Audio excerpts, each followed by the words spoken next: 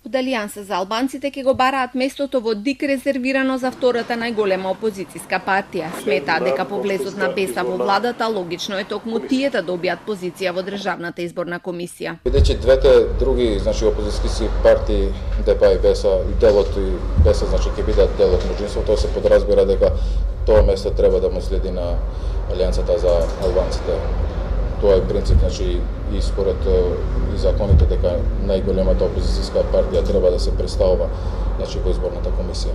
Но БЕСА не влезе цела во владата, крилото на Билјалка сами остана во опозиција, а додека не заврши судскиот процес во кој се тужат со Африм Гаши и неговите приврзаници, правото на името, логото и печатите на партијата го имаат тие. Доколку се смени нешто во составот на ДИК, тоа би било преседан. Ова прашање е регулирано со закон кој предвидува дека втората по ред опозицијска партија добива место во ДИК, а тоа на последните избори беше нашата партија.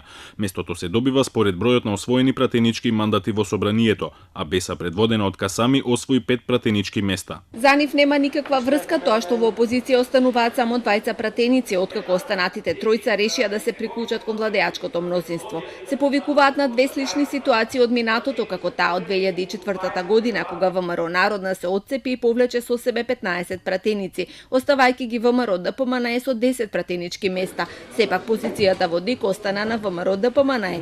Иста ситуација имаше и во 2009 година, кога и Мерселмани излезе од ДПА за да ја формира Нова демократија, повлекувајќи 6 пратеници. ДПА остана со 5 пратенички места, но и тие ја задржаа позицијата во ДИК. Конкурсот за нови членови на Државната изборна комисија ќе биде објавен на 11 јуни.